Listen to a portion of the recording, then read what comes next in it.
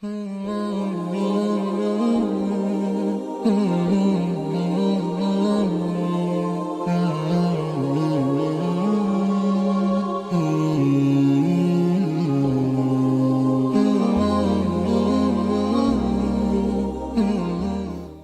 alaikum rahmatullahi wa barakatuh. 2019 жыл 4 август.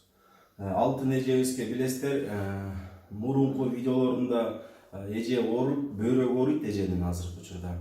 Бөйрөгү ооруп биз Москва шаарына жөнөткөн атканбыз, 450 миң акча керек болгон. Азыркы учурда 76 миң акча чогулдук, бирок акчанын жай чогулганына байланыштуу эже өтө кыйналып атат. Кече мурда күнү больницага түшүп калыптыр эже, судорога болуп. Азыр эженин акыбалы өтө оор. Эже, азыр сиз эмне болуп түшүп калдыңыз? Эмнеңиз ооруду? Мен ошо неденде болгон билбей калдым, ошо катты ооруп калдым да. Катты ооруп, судорога болуп, температура болуп, температура ошо 2 күн 3 күн болду, бирок денеледим. Ошо 3-чү күнү каттык болгондо судорога болуп катчылдап калдым. Өзүм кармай албай. Буттарым шишип, капельница алайын десем. Анан ошо капельницаны азыр укол берип атышат врачтар. Анан ошо бөйрөгүм ооруп атат. Ой, дегерим ачып, түнү менен уктай албайм.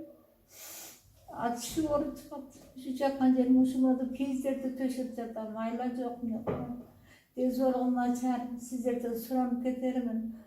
Алланын ыраазылыгы үчүн мага жардам берип коюңуздар сиздер. Тез арада операция болсун деп ушу Алладан тилейм.